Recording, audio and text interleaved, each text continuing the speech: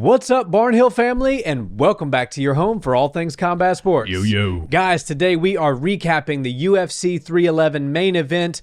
We're going to talk technique. I know the fight only lasted for 4 minutes, but what did we see out of Islam, the champion, as he retained his belt against the last-minute replacement Moicano? Yep. We're also going to discuss what is next for Islam, because Dana White very clearly alluded to the fact that it probably isn't going to be Arman. And then finally, we're going to talk about legacy for the champion. You know, he's fought a lot of people that have been last-minute replacements, people that came up from 45, and how does that, if at all, tarnish his legacy? So, Nick, I think the first thing we need to do is talk about the 4 minutes that we saw. It was a title fight after all, and we saw some really interesting, good wrinkles out of Islam. We saw him be the professional that he always is. Yeah, absolutely. And, you know, Chael Sonnen came out and said that what happened in the main event was the only acceptable outcome for Islam Makhachev. And that's true. You know, when you're fighting a guy like Moicano, who's dangerous, anytime you find yourself in a top 10 ranking of a UFC division, you're a badass. You're good, yeah. Yeah, you're very good. But the difference between the champion and the top 5 is huge. And we realize that with Islam Makhachev. The difference between the champion and the 6 through 10 guys is even bigger. I mean, the fact that Moicano, and I believe 6 through 10 probably all, wouldn't last more than a round with Islam just speaks volumes to how good the champion really is. And look, there's not much that we can really take from this fight. It didn't last that long. There wasn't a whole lot of positions to go through. What we saw out of Islam was pretty much perfect. The takedown defense out of Moicano was actually, it started out looking kind of promising. I was like, all right, it's kind of lofty that he's going to get away from Islam here, but, you know, being completely dry and all that, maybe he will be able to use some of that energy and get away. But man, Islam just stayed on him. The trip came right after he got secured the single leg, and it was just beautiful from then on. And we see Islam, who has clearly made a lot of progress as a striker in MMA, taking the fights where he knows he can get them done with minimal energy expended. I think that Islam Makhachev obviously wasn't looking past Moicano. He wasn't looking past Arman. He knows that these guys are tough fights and he has to be safe and he has to come in with his best skills. But he's so consistent with his best skills that I believe that he knows he's truly the best in the world. And when he had something like this happen, I truly believe when Dana White says he didn't bat an eye, he does not care who he fights. He truly believes that the champion's the best in the world, and on any given night, he should be able to beat any contender. So you have to give Islam a lot of props for taking the fight on just as much a short notice as Moicano, but I can't help but notice that there's a little bit of frustration in Islam just because he's the champ. He's done nothing wrong. He's been the most dominant champ since Khabib left the division, but you know, a couple of fights against 45ers and a couple of #1 contenders falling out, and then a guy out of the top 10 comes in. It's tarnishing his legacy and his pound for pound #1 ranking, which is seemingly the most important thing to him. And I feel like what the UFC wants, and mostly what Islam wants, is for his record at 155 to be legitimate and appreciated by everybody, not make it look like he's a size bully fighting 45ers or a guy that's just fighting anybody in the rankings. None of that stuff is his fault. It just sort of falls in his lap. But I would like to see Islam, before he moves up to 170, which I think will be sooner than later, especially if we don't get some new blood at 55. But I think we do need to see him fight once or twice more at 55 while things shake out. Try to get him new opponents, but if you can't get him new opponents, at least get him the #1 contenders in there. Charles Oliveira is a good name. People love him. And the one thing, even though we've seen him lose to Islam Makhachev, we've seen him lose to Khabib, so that style is very difficult for him. The people still love Charles Oliveira. The people still get behind Charles Oliveira in a title fight. And every time you think he's in his last title fight, he seems to get one more. So I'm really at a loss for what direction Islam should go next, because I don't think he wants to fight Charles next, but I think the only option for him is Charles Oliveira. Yeah, I totally agree. And so let's take a look, you know, at the rankings for a second. Okay. You have Arman, who's the #1 contender. Right. Dana White told us last night that it's not going to be Arman Tsarukyan, who's the next opponent, because of what happened. And I think Dana was very tight-lipped at the press conference in saying that, you know, he said our team went over, they took a look at Arman, you know, we talked to his camp and they decided to pull out. And that he was like, that's really kind of all I'm going to say about it. So to me, reading between the lines, I think Dana probably thought that Arman could have actually fought, and he's now going to make him pay for it. So we have to take Arman off the table for the time being. Right. Charles would be #2. Charles is the guy I think he should fight, because then if you look at 3 and 4, you have Dustin Poirier, Justin Gaethje, you know, then Beneil Dariush, Mateusz Gamrot. Who do you really think Dan Hooker, who lost to Islam way back in the day, we're looking at the top 10 here. You're having to go kind of far out, right, if you want to find a fresh face that Islam hasn't beaten. But then how far out do you go where you're not just running into the same problem that you ran into with Renato, which is this guy's barely in the top 10. Why are you giving him a title fight? And respect to Moicano. Yeah, and love Moicano. I love Money Moicano. And just a side note, the look on his face and the way he spoke last night, that was the look of somebody who at 35 years old now, who's been doing this a long time. And everybody who enters this sport's dream is to become a champion. Right. He very clearly realized that will never come to fruition for him because he got in there with what the top of the division is, and he realized he's not on that level. Right. And it was like a very candid moment. And so, I felt for him in that moment, but facts are facts, and Renato is just not a championship level fighter at 155's current landscape. Right. So back to next opponent. For me, the clear cut is Charles, because if it's not going to be, it needs to be either Charles or Arman. If the UFC is taking Arman off the table, then it goes to Charles. Right. Charles is always dangerous. Charles is a great striker. He makes things fun. The fans love him. He is a 55, or yes, he had some time at 45, but the division that he saw his real success and where he became the champion is 155. And if Islam is starving for anything, it's some victories over people. Even though he got one getting the belt, now as the champion, a victory over somebody who's a legitimate former champion or number one contender in the division, not a last minute replacement, not a 45 champion coming up to challenge for champ status, but a true, honest to God contender in his division. That's what he really needs. One or two more of those to solidify at 155. And as you said, he did nothing wrong. It was just as much of a short notice fight for Islam as it was for Moicano. And Islam could have easily said, nope, you know what, we'll just scrap it and we'll do it after Ramadan. And he didn't. He took the fight. And what do we know? When you get in there with an opponent, this is a really important thing to consider too when you're talking legacy, which we'll get into next. Yeah. When you have somebody who's taking a last minute fight, and they're getting paid, the UFC probably doubled or tripled Moicano's pay. At least. So he's going to make a ton of money. He's got nothing to lose. He's number 10. He would have had to work his way up 2 or 3 more fights to get to a title shot, and all of a sudden he just got thrust into one. Right. He has absolutely nothing to lose. All the pressure was on the champion. Right. And in those moments, we've seen champions actually, flail a little bit. Right.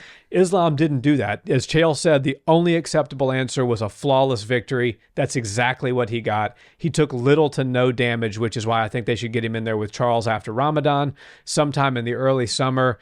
And hey, you know what? If we're getting real ambitious, throw him on that Abu Dhabi card against Arman if Arman can come back and win a couple of fights. And then if that were to be the schedule for 2025, nobody could continue to criticize his strength of schedule as the champion in the division. And guys, before we finish up this video, I want to talk about the fact that most of you that watch our content are not subscribed to the channel. What's up with that? Guys, we are on a mission to get to 10,000 subscribers. If you enjoy the content, a subscribe goes a long way as far as helping us out. Now let's get back to the conversation. Thank you. Yeah, and just one more thing about Moicano before I move on about the legacy of Islam Makhachev and where he goes. Moicano had that very sobering moment after the fight, and you could see it on his face. It was bothering him. And obviously he wasn't trained for a title fight. He was preparing for Beneil Dariush and a very high-profile fight on the main card, but it wasn't a title fight. Not 5. 3 rounds, exactly.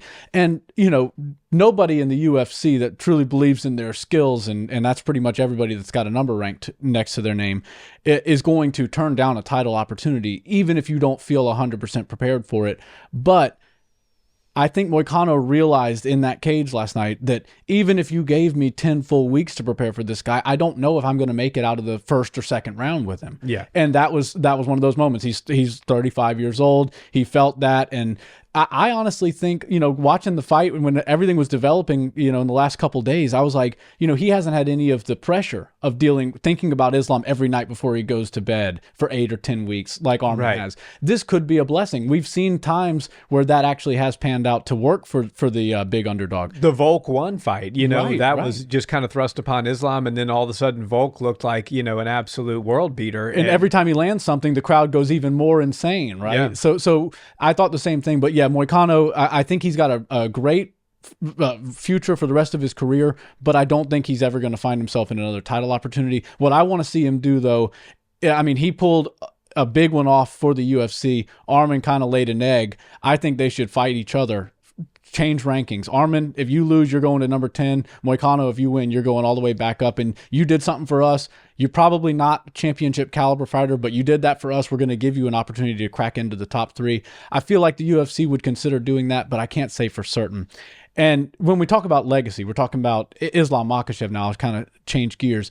You know, Islam fighting Charles Oliveira does seem to make the most sense, but it's insane to me that Charles Oliveira, a former champion whose name is written all over the records and history books of the UFC, considered one of the top 10 pound-for-pound fighters on the roster right now, and he doesn't even hold a belt, right? Like, everybody loves Charles Oliveira. But Islam is at such a point in his career where it's almost like him fighting a guy who's all over the record books and all over the history books and is going to be a Hall of Famer and a former champion isn't enough. It's like the people are like, yeah, that's a great opponent, but we already know what's going to happen, so we want to see you fight somebody else.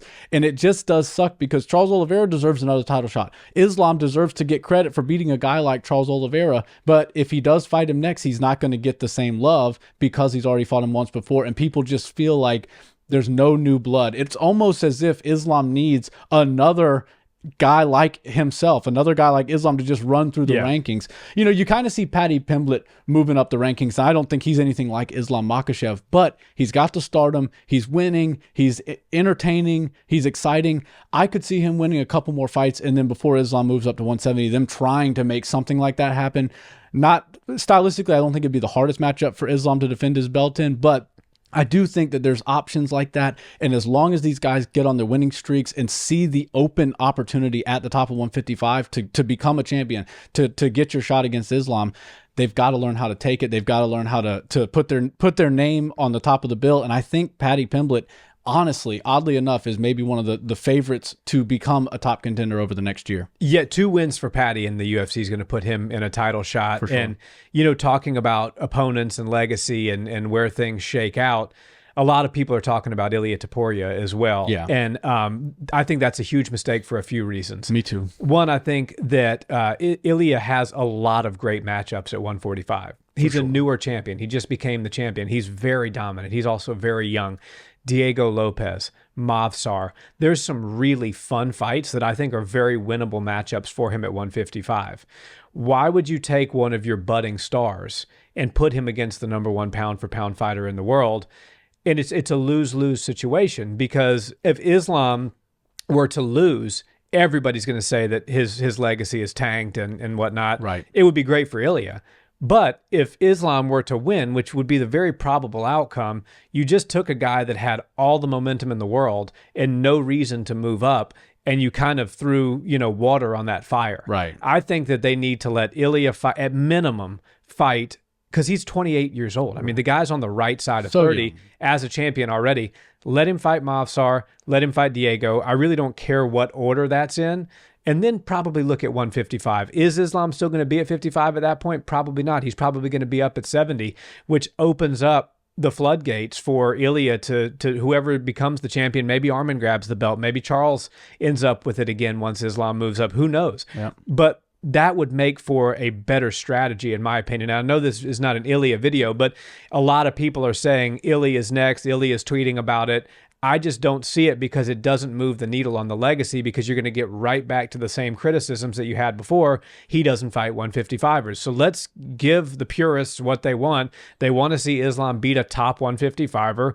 It's either Arman or Charles. The UFC says Arman's out, so that means it's Charles. Yeah, I think you're right on the money with that. And I think Ilia Topuria, if you go look at some of the voting polls that people are putting online, he is sort of getting the most percentage for who we want to see Islam fight next. But that's because he's the shiny new toy.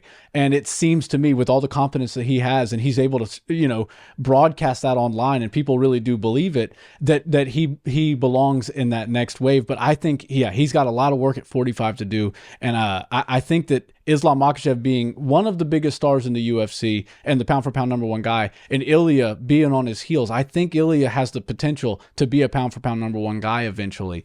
I don't see why, like you, how there's any winning scenario for either one of these guys to lose. They can do just fine business on their own separately, and the UFC can benefit from both of them. But if one of them stubs their toe, which is going to happen if they fight each other, somebody's going to get second place. Yeah. Then you've just deteriorated a little bit of his value. And so I think that Ilia, like you, he needs to fight a few more times at 45 before he considers moving up. And luckily for him, timing might be on his side, because I believe Islam Makhachev is the hardest fight at 155 right now, but he'll also be the top most difficult challenge for the next 3 years at 155, even if he's not in that division. So Ilia Topuria, if he wants to become a champ, or if he wants to get that 55 belt, I think he does just decide to wait, let Islam move out, and I'd like his chances against almost any of the other guys at the top of 155 better than his chances at Islam.